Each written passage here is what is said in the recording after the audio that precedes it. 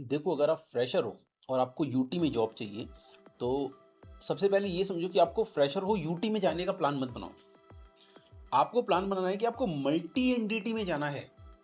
एक मेथड नहीं सीखना आपने, आपने पाँचों मेथड सीखने हैं। बट आप यूटी में स्पेशलाइजेशन लेना चाह रहे हो, ये अच्छी बात है। कैसे जाना है?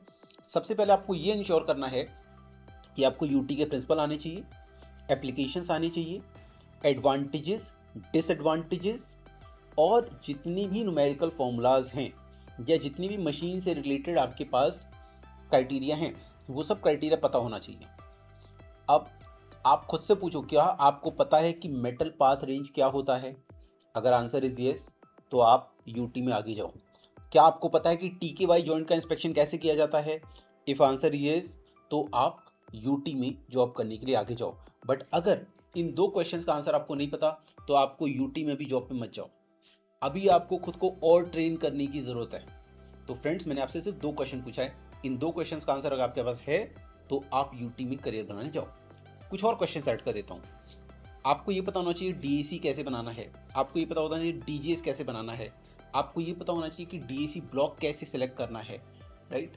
तो इतनी चीज़ें अगर आपको पता है, देन डेफिनेटली आप यूटी में करियर बनाने के लिए जा सकते हो। बट ध्यान रखो, आपका क्वालिफिकेशन अगर सिर्फ 10th 12th है, तब आप यूटी में लॉन्ग टर्म करियर बनाने का प्लान कर रहे हो, अच्छा है। बट मैं कभी सजेस्ट नहीं करता किसी को कि लॉन्ग टर्म करियर एनडीटी में बनाओ। आपको एनडीटी सीखना है, एनडीटी में आपको एक्सपीरियंस गेन करना है, आपको मशीन चलाना आना चाहिए, आपको इंटरप्रिटेशन आना चाहिए, आपको इवेल्युएशन आना चाहिए। लेकिन एक बार जब आप इसमें परफेक्ट बन जाते हो, तब आपको सीधे क्यूसी में स्विच करना है। Y? Because no one want to work as a laborer. No one want to work as a blue collar technician. We all want to work as a manager, as a senior engineer, right?